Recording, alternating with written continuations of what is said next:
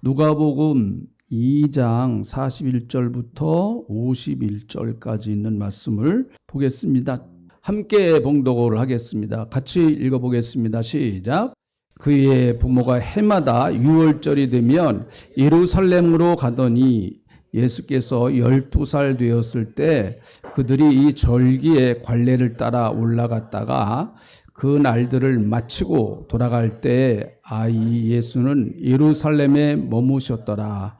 그 부모는 이를 알지 못하고 동행 중에 있는 줄로 생각하고 하루 길을 간 후 친척과 아는 자 중에서 찾되 만나지 못함에 찾으면 예루살렘에 돌아갔더니 사흘 후에 성전에서 만난즉 그가 선생들 중에 앉으사 그들에게 듣기도 하시며 묻기도 하시니 듣는 자가 다 그 지혜와 대답을 놀랍게 여기더라. 그의 부모가 보고 놀라며 그의 어머니는 이르되 아이야 어찌하여 우리에게 이렇게 하였느냐. 보라 내 아버지와 내가 근심하여 너를 찾았노라. 예수께서 이르시되 어찌하여 나를 찾으셨나이까. 내가 내 아버지 집에 있어야 될 줄을 알지 못하셨나이까 하시니 그 부모가 그가 하신 말씀을 깨닫지 못하더라. 예수께서 함께 내려가사 나사렛에 이르러 순종하여 받드시더라. 그 어머니는 이 모든 말을 마음에 두니라. 아멘. 네, 오늘 이 본문 말씀은 예루살렘의 유월절을 지키러 예수님의 부모와 함께 마리아와 요셉이 예수님과 함께 예루살렘에 올라갔다가 그만 예수님을 잃어버리는 이런 일이 벌어지고 말았습니다. 그래서 그들은 다시 예루살렘으로 올라가서 결국은 성전에 계신 예수님을 다시 찾았다. 이제 그 얘기가 주된 이야기입니다. 이 본문 말씀을 보면서 우리도 혹시 우리의 신앙에 교회나 또 가정이나 우리의 신앙에 예수 그리스도를 내가 혹시 잊어버리고 있지는 않는가? 또 예수님이 주신 은혜를 내가 잊어버리고 있지는 않는가? 이런 것들을 한번 같이 말씀을 통해서 나누면서 나 자신을 보면서 한번 점검해보고 다시 은혜를 붙들고 다시 예수님을 붙드는 그런 시간이 되시기를 주님의 이름으로 축복합니다. 유월절을 지키다가 예수님을 잃어버렸다. 지난 주일날 유월절의 의미를 좀 말씀을 드렸어요. 유월절은 이스라엘 백성들이 430년 동안 애굽에서 종살이 하다가 모세의 인도로 출애굽을 하는 그런 날이었습니다. 그런데 그때 양을 잡았다 그렇게 말씀드렸죠. 그 양을 잡아서 문설주에 발을 발랐다.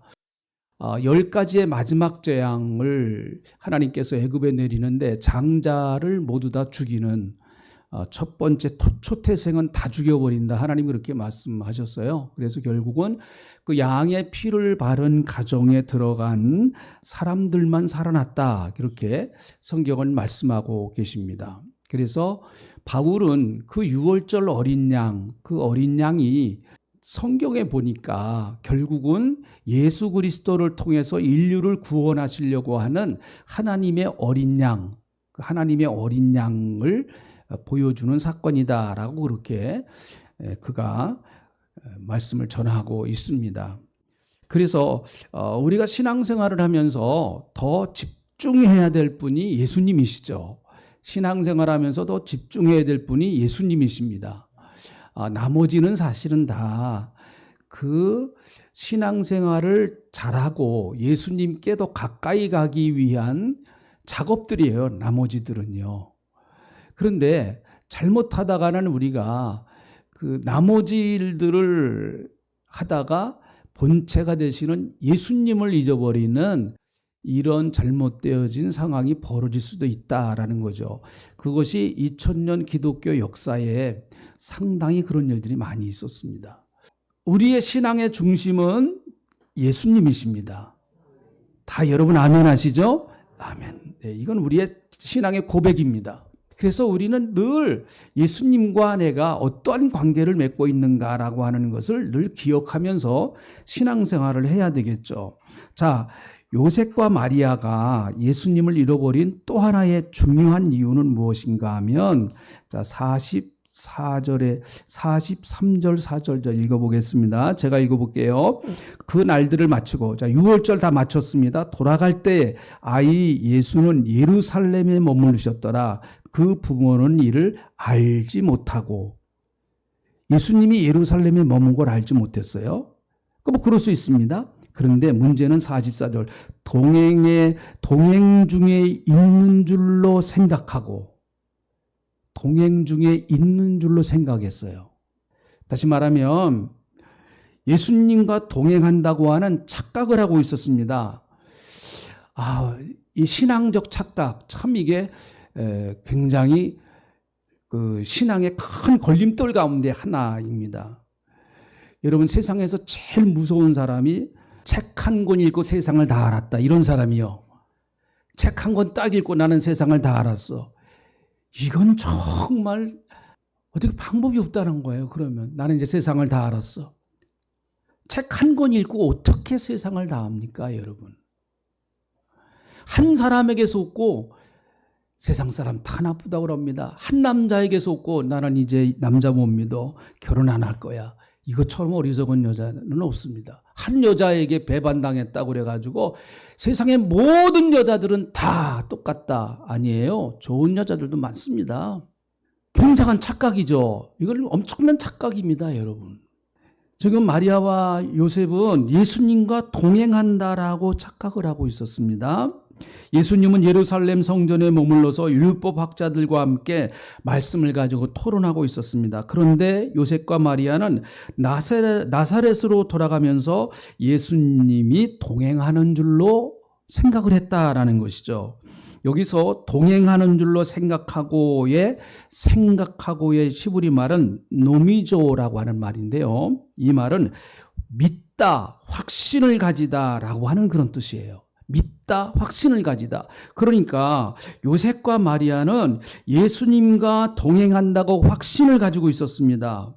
다시 말하면 잘못된 확신이죠. 잘못된 확신입니다. 이런 확신은, 잘못된 확신은 많은 사람을 어렵게 합니다. 특별히 신앙적 잘못된 확신, 이거는 독선이 될 수 있고요. 엄청나게 많은 사람들에게 해를 끼칠 수 있습니다. 여러분, 이슬람의 극단주의자들 보시지 않았습니까? 다 신앙의 이름으로, 알라의 이름으로 자살 폭탄 테러 합니다. 그 다 신앙의 이름으로 하는 거예요. 신앙의 이름으로. 신앙의 확신을 가지고 하는 겁니다. 여러분, 이게 얼마나 무서운 것입니까? 대단히 무서운 것입니다. 요셉과 마리아는 자기들이 예수님과 동행한다라고 그렇게 잘못된 확신을 가지고 있었습니다. 이단들도 마찬가지예요. 이단들은 대부분, 이단에 깊이 빠져 있는 사람들은 나쁜 것이지만 아무튼 확신을 갖고 있습니다. 우리가 바른 진리를 가지고 확신을 갖고 있는 것보다 그들은 몇십 배 더 단단한 확신을 갖고 있습니다. 이만희가 안 죽는다는 거예요. 확신을 가지고 있습니다. 얼마나 무서운 확신입니까? 신앙적 확신이에요. 신앙적 확신. 장길자가 하나님 어머니랍니다. 이게 말도 안 되는 얘기, 우리가 볼 때는 말도 안 되는 얘기죠. 그러나 그들은 엄청난 확신을 가지고 있습니다. 우리가 예수 믿는 것보다 몇백 배 더 아주 강한 확신을 가지고 있습니다. 어떨 때 보면 참 우리가 도전도 받기는 받아야 돼요. 그런 확신. 우리 예수 믿는 사람들은 구원 받았습니까? 이것조차도 확신이 별로 없어요, 세상에. 난 우리 교인들 구원의 확신을 갖지 못하는 분들이 계시다고 하면 정말 때려주고 싶어요, 정말. 여러분 다 예수 믿는 거 확신하시죠? 네, 다시 한번 큰 소리로 합시다. 예수 믿으신 거 확신하시죠? 그거면 됩니다. 딴 얘기 하시면 안 돼요. 딴 얘기 하시면. 목사님 나는 믿음이 적고요. 아직 성경도 잘 모르고요. 그건 하시면 돼요. 이제 앞으로 하시면 되는 거예요. 성경도 많이 알고 신앙도 키우기 위해서 기도하고 말씀 듣고 더 하나님과 가까이 하고 헌신하고 그러면 믿음은 자라게 되어 있습니다. 그거 안 하니까 믿음이 안 자라는 거죠. 믿음이 안 자라는 행동을 하니까 믿음이 안 자라는 거예요. 그건 당연한 것입니다. 그러나 여러분, 내가 예수 믿는 것만큼은 확신을 가져야죠. 나는 예수 믿는 사람이에요. 어디 갖다 내놔도 어디 갖다 던져놔도 나는 예수 믿는 사람이란 말이죠. 사막에 갖다 놔도 나는 예수 믿는 사람입니다. 저 산꼭대기에 갖다 놔도 예수 믿는 사람이고요. 저 바닷속 깊은 곳에 갖다 던져놔도 나는 예수 믿는 사람이에요. 어떤 환경과 여건 가운데서도 나는 예수 믿는 사람이에요. 이거 정말 확신해야 됩니다. 우리가 왜 이단보다 그런 게 확신이 적어요? 왜 적어야 됩니까, 우리가? 뭐 때문에? 더 확신을 가져야죠, 우리는. 더 확신을 가져야 돼요. 이런 바른 확신은 대단히 참 좋은 거죠. 그러나 잘못된 확신은, 특별히 종교적 확신은 너무나 큰 피해를 입힙니다. 너무나 큰 피해를 입혀요. 가정을 깨트리고 사회를 혼란하게 하고 많은 사람들에게 해를 끼치고 요즘은 중국에서 들어온 이단들까지 우리를 아주 힘들게 해요. 동방번개라고 그 여자가 예수예요. 여자가 예수. 자, 여러분, 이 말씀은 그저 마리아와 요셉에게만 관련된 말씀일까요? 그런 건 아니라고 봅니다. 지금 현대적인 신앙생활하는 우리에게 이 말씀을 한번 적용해 본다고 하면 나는 지금 예수님과 깊은 영적인 관계를 맺고 있지 못하는데 나는 예수님과 영적인 깊은 관계를 맺고 있는 것처럼 생각하고 있는 것은 아닌가? 이미 내게서 예수님의 은혜는 떠나갔는데 나는 예수님의 은혜를 잃어버렸는데 알지 못하고 있는 것은 아닌가? 여러분, 계시록의 라오디가 교회의 영적 상태를 계시록 3장 17절에는 이렇게 말하고 있습니다. 같이 한번 읽어볼까요? 계시록 3장 17절에 있는 말씀입니다. 다 같이 읽어보시죠. 시작. 내가 말하기를 나는 부자라 부요하여 부족한 것이 없다 하나 내 공고한 것과 가련한 것과 눈먼 것과 벌거벗은 것을 알지 못하는도다. 이 라오디가 교회가 무슨 생각을 하고 있는가 하면 나는 부요하고 부자다. 나는 부족함이 없다. 그렇게 생각하고 있는 거예요. 그런데 하나님이 보실 때는 너는 곤고한 자야. 나는 눈이 좋다라고 생각합니다. 그러나 예수님은 너는 눈이 멀었고 아무것도 입지 않은 발가벗은 그런 영적 상태다. 너희가 알지 못할 뿐이다. 눈이 멀어가지고 너희의 영적 상태가 어떠한지 알지 못하고 있을 뿐이다 라고 말합니다. 여러분, 이 라오디가 교회는 성경학자들이 대부분 다 말하기를 현대교회의 모습을 보여주고 있는 것이다 라고 말하고 있어요. 예수님이 오시기 가까운 시대의 교회의 상이다, 이렇게 이야기들을 많이 합니다. 눈 멀었습니다. 헐벗었습니다. 또 곤고합니다. 그러나 본인은 부자라고 생각합니다. 가련한 것이 없다고 생각합니다. 나는 영적으로 바라본다고 생각합니다. 나는 벌거벗지 않았다고 생각합니다. 그러니까 이걸 치료하기는 참 쉽지를 않은 거예요. 이걸 치료하기는요. 자, 42절에 보면, 본문의 42절에 보면 예수께서 12살 되었을 때 그들이 이 절기의 관례를 따라 올라갔다고 그랬습니다. 관례. 이 관례라고 하는 말은 에도스란 말인데요. 네, 헬라어로 에도스란 말인데 이것은 습관, 관습, 법에 따라 그런 의미예요. 그러니까 습관에 따라 예루살렘에 올라갔어요. 관습에 따라 예루살렘에 유월절 지키기 위해서 올라갔습니다. 법에 따라서 올라갔어요. 그런데 이 에도스의 명사 에도는, 에도스 헬라어의 명사 에도는 익숙하다라고 하는 말에서 유래됐어요. 이 에도에서 유래가 됐는데 에도란 말 자체는 익숙하다 그 말이에요. 나에게 굉장히 익숙한 거예요. 여러분, 익숙하다, 불편함이 없다라는 것이죠. 지금 이대로가 편하고 괜찮다라는 것이에요. 사람이 여러분 습관을 고치기가 왜 어려운지 아십니까? 습관을 고치기가 대단히 어렵습니다. 왜 그런가요? 습관은 반복된 행동에서 우리 몸에 딱 젖어진 거거든요. 이미 내가 많이 반복을 했습니다. 그 행동을요. 많이 반복을 했어요. 그러다가 보니까 이미 내 몸에 그것이 딱 장착이 됐습니다. 내가 편한 거예요, 그게. 내가 많이 습관을 해서 연습을 했으니까 대단히 편한 거예요, 내게요. 그래서 그거를 뜯어고친다고 하는 것이 굉장히 힘이 듭니다. 굉장히 힘이 들어요.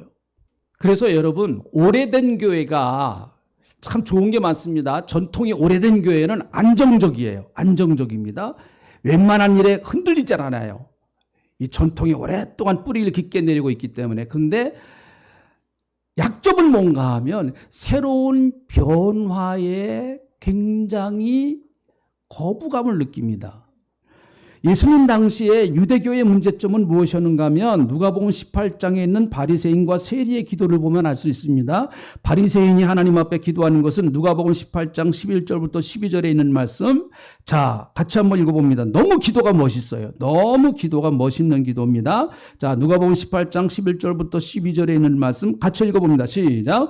서서 따로 기도하여 하나님이여 나는 다른 사람들 곧 토색 불이 간음하는 자들과 같지 아니하고 이 세리와도 같지 아니함을 감사하나이다. 나는 일에 2번씩 금식하고 또 소득의 11조를 드렸나이다. 이렇게 하나님 앞에 얘기를 해요. 자, 세리의 기도는 누가복음 18장 13절 세리의 기도는 이렇게 기도합니다. 이것도 한번 해보실까요? 시작. 세리는 멀리 서서 감히 눈을 들어 하늘을 쳐다보지 못하고 다만 가슴을 치며 이르되 하나님이여 불쌍히 여기소서 나는 죄인이로소이다 하였더라. 자, 예수님은 누가복음 18장 14절에 이렇게 말씀하십니다. 내가 너에게 이르노니 이에 저 바리새인이 아니고 이 사람 곧 세리가 의롭다 하심을 받고 그 집으로 내려갔느니라. 무릇 자기를 높이는 자는 낮아지고 자기를 낮추는 자는 높아지리라 말씀하세요. 이 바리새인은 여러분 하나님 앞에 당당하게 하나님 나 토색하지도 않았고 불의하지도 않았고 간음하지도 않았고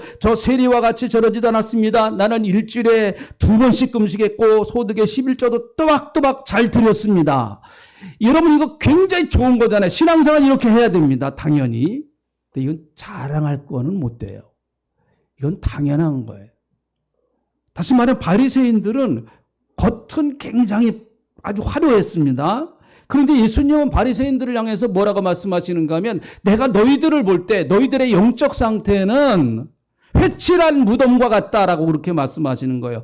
여러분 무덤이 아무리 멋있게 잘 장식을 해놨다고 할지라도 무덤을 파보면 뭐가 나와요? 시체가 나오는 거예요. 뼈밖에 안 나옵니다. 뼈밖에 안 나. 아무리 겉을 잘 화려하게 장식을 해놨다고 할지라도 그 속에는 뼈가 있어요. 생명이 없단 말이죠. 중세교회의 문제가 바로 거기에 있었습니다. 예배당을 그렇게 엄청나게 100년씩 200년씩 들여서 예배당을 쳐놓고 화려하게 여러분 그 유럽에 가보면 그리고 성지순례 가보면은요 거의 예배당 지어놓은 게 거의 다 전부 다 사실은 천주교에서 줘놓은 거예요. 유럽도 마찬가지입니다. 프랑스나 아주 멋있는 예배당들은 전부 다 천주교가 지어놓은 거예요. 근데 문제는 뭔가 하면 겉은 화려하고 멋있는데 예식도 멋있고 화려한데 그 안에는 생명이 없는 거예요. 중세시대에. 예수님 보실 때 그 안에는 시체들만 우글우글하고 거리고 있는 겁니다. 그들은 교황의 무호소를 주장했습니다. 마리아가 승천했다는 거예요. 이런 말도 안 되는 얘기를 하고 있습니다. 지금도 믿고 있어요. 천주교는요. 교황은 무호하다는 거예요. 교황은 죄가 없다는 겁니다. 마리아는 승천했대요. 우리 하늘나라 가서 마리아한테 물어봅시다. 당신 승천했나요? 그럼 마리아가 펄펄 뛸 겁니다. 아마 그냥 깜짝 놀랄 겁니다. 아니라고. 내가 무슨 승천했냐고. 나 죽었다고. 바른 신앙은 늘 하나님 앞에서 자기의 신앙을 진단하는 것입니다. 그래서 우리는 늘 세리와 같이 이렇게 부족함을 기도할 수밖에 없습니다. 그래서 예수님의 십자가가 또 필요한 사람이에요. 자신을 높일 수가 없는 사람 아닙니까? 우리는 또 예수님이 필요해요. 예수님의 십자가가 필요합니다. 그래서 주일날 올 때마다 우리는 와서 하나님 앞에 예수님, 저는 이렇게 부족한 사람입니다. 저는 이렇게 연약한 사람입니다. 오늘도 예수님의 십자가를 붙들고 예수님을 의지하고 하나님 앞에 나가길 원합니다. 하나님 나를 붙잡아 주시옵소서. 우리는 끊임없이 모일 때마다 자기의 부족함을 하나님 앞에 인정하면서 하나님, 우리는 부족합니다. 하나님의 은혜가 아니면 살아갈 수 없는 사람입니다. 참 우리가 인생이 그렇잖아요. 여기 인생을 이미 70, 80 이렇게 사신 분들에게 인생이 뭐예요? 도대체 왜 이렇게 인생이 힘들어요? 물어보면은 대부분 다 잘 모른다 그래요. 잘 몰라요. 나도 살아봤는데 살아보면 살아볼수록 인생은 힘들고 어려워요. 그게 인생인 것 같아요. 사실 그게 정상적인 것 같아요, 보면은. 그래서 종교개혁자들이 얘기했던 것이 다시 성경으로 돌아가자. 다시 예수님께로 돌아가자. 한번 따라합시다. 다시 성경으로 돌아가자. 할렐루야. 다시 예수님께로 돌아가자. 그래야 교회에 거기에 살 길이 있고 거기에 참된 진리가 있습니다. 다시 예수님께로 돌아가는 거예요. 그래서 예수님 앞에서 내가 서보고 그리고 말씀 앞에서 나를 진단해보고 교회도 끊임없이 이 일을 해야 됩니다. 그래서 교회는 리폼드, 계속 성경으로 돌아가는 리폼드 처치, 개혁교회란 말은 계속 성경으로 또 돌아가고 성경으로 돌아가고 다시 성경으로 돌아가고 뭘 잘못된 걸 고치는 것이 교회가 아닙니다, 여러분.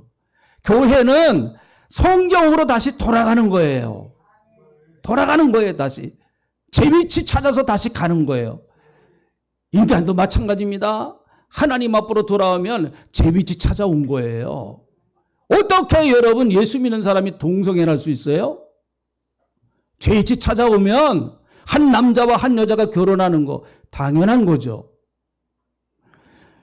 오늘 오후에 이제 와서 예배를 드리는데 저도 상당히 고민을 많이 했어요. 이 문제 때문에 거기에 참여를 할까 말까.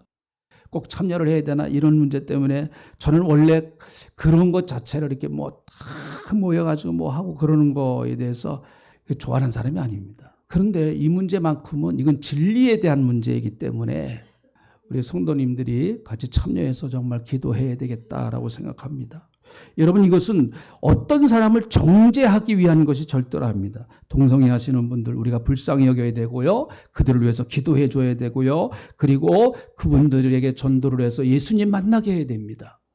우리가 고치려고 하면 안 되겠죠. 우리가 무슨 수로 고칩니까? 무슨 능력이 있어서 우리가 고쳐요? 예수님 제대로 만나기만 하면 정말 그들이 어떤 상황에서라도 예수님의 은혜와 성령의 역사가 그의 심령 가운데 들어가기만 하면 사람은 바로 되는 거예요. 사람은 제 위치로 찾아가는 겁니다. 여러분, 바람피던 남자가 예수 만나면 다시 가정으로 돌아가게 돼 있어요. 아버지 역할 제대로 못하던 사람이 예수님 만나면 다시 아버지 위치로 돌아가게 되어 있습니다. 엄마도 마찬가지고요. 그게 개혁이에요. 그게 교회가 해야 될 일입니다. 이것은 싸워서 될 문제가 아닙니다. 정말 하나님 앞에 깊이 기도하면서 그들에게 어떻게든지 그들을 예수 만나게 하고 그들에게 복음을 전해서 그들이 예수님 만나서 새롭게 변화되길 위해서 교회가 교회로서의 역할을 감당을 해야 됩니다. 저는 그렇게 생각해요. 정말 기도해야 됩니다. 그런데 이미 우리나라보다 일찍 동성애 이런 차별금지법이 통과된 나라에서 벌어지는 현상들이 심각한 문제들이 많이 벌어지고 있어요. 길을 잃어버렸어요. 예수를 잃어버리니까 인간이 살아가는 길을 잃어버렸습니다. 우리가. 예수가 없는 곳에는 길이 없습니다.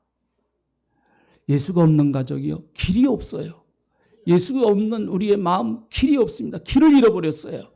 예수를 잃어버리면 길을 잃어버린 거예요. 사람이 마땅히 살아야 할 그 길이 없어져 버린 겁니다. 길을 모르고 방황하라는 거예요. 여기 나오는 마리아와 요셉처럼 여러분, 예수를 찾기 위해서 방황을 하는 거예요. 방황을 해요. 엄청나게 시간도 낭비하고요.